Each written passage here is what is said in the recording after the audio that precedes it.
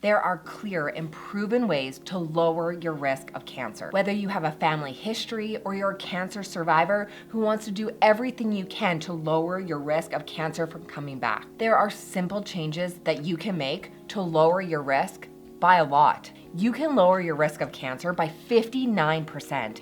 I'm showing you exactly how to do just that. There's no one single magic pill or food that will actually stop cancer cells, but rather a combination of strategies is what will lower your risk of cancer. Plus, you've probably never heard of a lot of these. I mean, of course you know that smoking causes cancer, but we're going much deeper into the science in this video here. Strategies and tactics that you could be using to stay cancer-free, but you might be missing out just because you don't know about them. Here are 7 strategies to help prevent cancer, starting with number 1, targeted exercise. Targeted exercise can significantly lower your cancer risk. If you were not active before cancer, sedentary, didn't work out much, but you hit target exercise levels now, you can still lower your risk of a cancer recurrence by up to 52%. You can still lower your risk of cancer by hitting targeted exercise now. But if you were active before cancer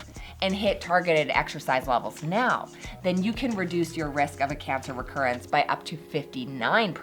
If there was a drug on the market that lowered your risk of cancer by more than half, everyone would be taking it. Targeted exercise should be treated exactly the same. So what I want you to do is start today. The first step of targeted exercise is to actually get to targeted levels of cardio. This is walking. Start with just 5 minutes today, and then slowly build yourself up to 150 minutes per week of low intensity cardio. This leads me to the second thing you can do to lower your risk of cancer. Start strength training. Strength training gets a bad reputation as being really intense or needing really heavy weights, but this is not what I'm talking about at all. Strength training can be just using your own body weight squats or lunges. Body weight strength training was something that I focused on a lot during my doctorate in cancer care. Living in a small apartment, working long hours, I wasn't always able to get to the gym. So instead, I would complete body weight squats and lunges right in my apartment. I didn't need much space, but I was still able to get it done, and I still got the benefits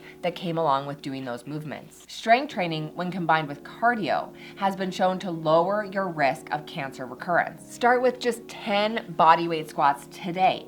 It can be that simple, but you just need to start. The third thing that you can do to prevent a cancer recurrence is to stop drinking alcohol. Alcohol is known to increase your risk of cancer and cancer recurrence. It's true that any amount of alcohol will increase your cancer risk, but if you are unable to completely eliminate alcohol, then even minimizing the amount of alcohol you drink will lower your risk. Start by only having alcoholic drinks in social settings or on weekends. There are many non-alcoholic options on the market now. It's become very popular. So swap out some of your alcoholic drinks for non-alcoholic alternatives. During my own cancer treatment, I really struggled with limiting alcohol. Of course, we all cope with a cancer diagnosis in different ways, but many of us turn to food and alcohol to help relieve the stress and lessen the anxiety. For me, I loved having a glass of wine on the weekend to help unwind, watch a movie, and relax. But drinking alcohol was actually making my treatment side effects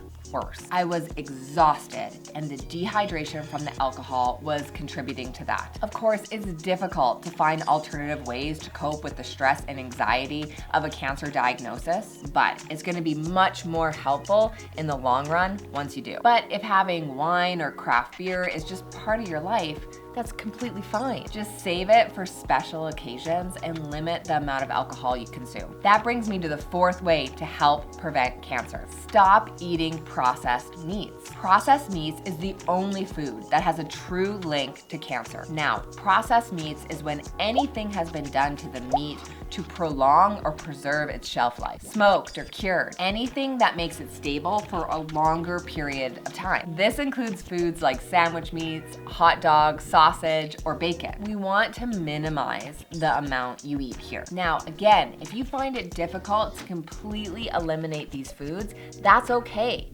Let's first start by minimizing. Alternatively, you can select white meat options. Most of the literature surrounding processed meats is being linked to processed processed red meat. White meat is actually thought to have a lower risk of cancer, but we actually don't know the true extent of the link between white meat and cancer. White meat would include things like chicken, turkey, or fish. So instead of having pork bacon, you could have turkey bacon. That leads me to the fifth way to help prevent cancer. Maintain a healthy body weight. This is really the most impactful thing you can do to lower your risk of cancer. Keep yourself at a healthy body weight. Let me show you how to do this even when the odds are stacked against you as a cancer survivor. Now, easier said than done. As a cancer survivor, there's a lot of things that are causing you to gain weight. Surgery, emotional eating, steroids, chemo, hormone-suppressing drugs all can increase your risk of being overweight. It's a really difficult balance. It's true that a lot of medications that are given to you as part of your cancer treatment can actually cause you to gain weight. It's not a good situation, but it's not that you're stuck. It's just that you need something different now as a cancer survivor to help you maintain your body weight. This is really important to help lower your risk of cancer. It's definitely worth your time and effort to focus on this part here. Here's how it's done. I'm gonna show you exactly what to start focusing on today. The most impactful thing you can do